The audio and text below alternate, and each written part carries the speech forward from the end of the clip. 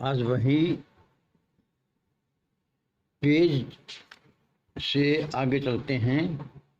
41 page के अनुसार जो आत्म तत्व का बोध हो रहा था, जो गिरिदास साहिब ने कहा है, आत्म सोई परमात्मा एक नूर जहूर, बीच में जहाई कर्म की ताते कहिए दूर।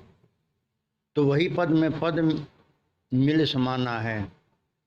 तो उसके बारे में कबीर साहब क्या कहते हैं, सब घट मेरा साइया खाली सेज नी कोई, बलिहारी उस घट की जा घट पर घट होए। फिर क्या है, मृगना भी कुंडल बसे, मृग ढूंढे बन माही, ऐसे घट घट ब्रह्म है हमको सूझत नाही। तुलसी साहिब ने भी कहा है, तुलसीदास जी कहते हैं, घट में है सूझे नहीं लानत ऐसी जिंद, तुलसी इस संसार को भया मोतिया बिंद। जीवाराम जी कहते हैं, अनसमझा हरि दूर बतावे, समझा सो साथ कह लो, सदगुरु ज्ञान अमोलक दीनो, हरदम रहवे गैलो। तो वो जो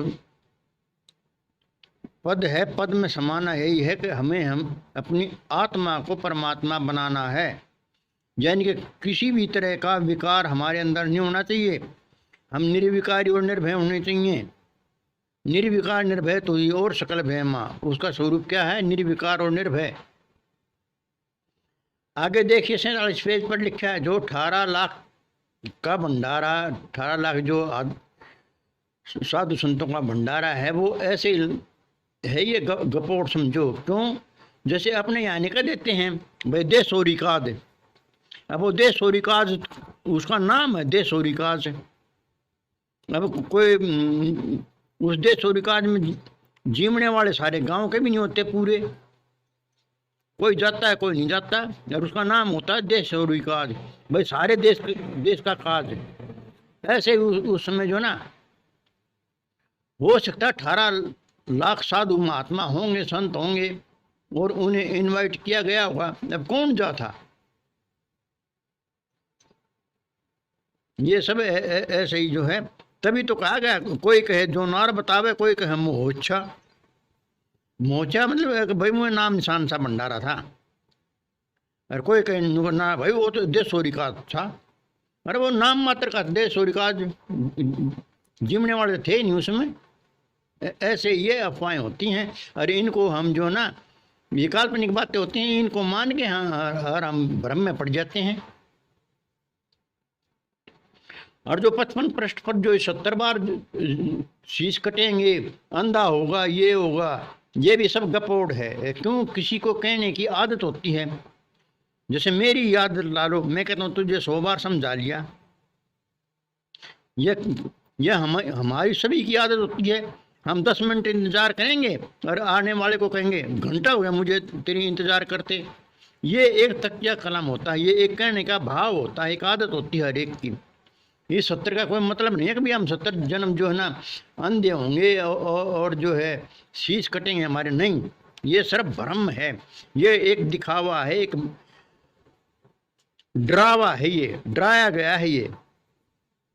तो हमें इन धार्मिक चीज़ों में नहीं पढ़ना चाहिए, हमें सत्य को परखना चाहिए। इनमें कोई सच्चाई नहीं होती। कभी कुछ भी लिख सकता है, उसकी अपनी मर्जी होती है।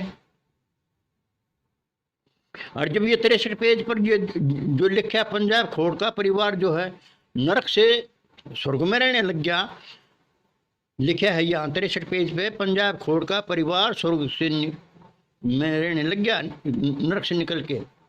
तो ये जो यहाँ का स्वर्ग है, ये तुम्हारे जो बनावटी सतलोक है उससे लाख गुना अच्छा है। वो तो है ही नहीं, वो तो कल्पना मात्र है। इसके जहाँ तुम्हारे सोने के घर हैं, वो सोने वाले घर तो लंका की तरह जल जाएंगे, एक दिन राख हो जाएंगे। इसलिए उस सतलोक के भ्रम में मत रहिए। वो तो सिर्फ कल्पना मात्र है, उसका आगे जिक्र आप करेंगे कबीर सागर के अनुसार अभी क्या कहता है, कबीर सागर में क्या बताया उस सतलोक की पाखंडता का। और प्रश्न 67 पर लिखा, दयावान के पास भगवान रहता है, लेकिन यहाँ तो उल्टा है। क्यों है? अब देखिए, इन गुरु के बारे में हिला लिए। जहाँ दया भाव हृदय नहीं और ज्ञान के है बेहद, ते नर नर के जाएंगे के सुन साकी शब्द। तो आपके सामने ये मिनी नरक है ये।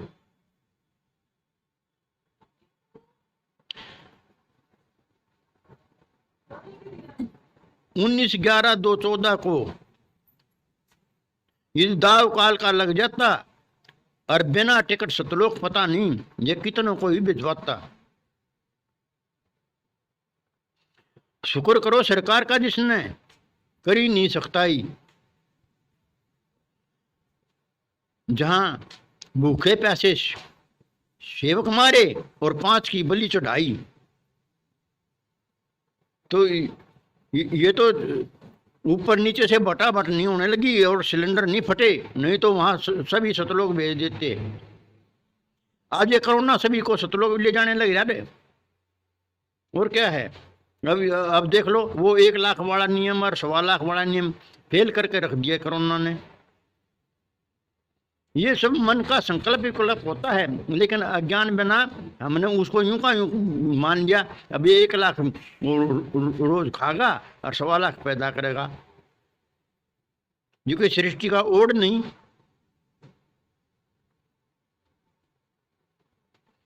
तो हमें जो है विवेक से काम लेना पड़ेगा। जो लिख रखे हैं उन पे ही नहीं चलना, वो तो आधा गपोड़ ज्ञान होता है। और फिर 77 पे देखिए 77, वहां लिखा है आत्मज्ञान। आत्मज्ञान को बताया गया है, क्यों कहा गया है उस भजन में, वाणी में, आखिर तुझको कौन कहेगा गुरु बिन आत्मज्ञान। और ये आत्मज्ञान में है 0। क्यों है 0? जहां भी आत्म की बात आएगी तो ये कह देगा ये तो विषय ही और है, ये तो विषय ही अलग है।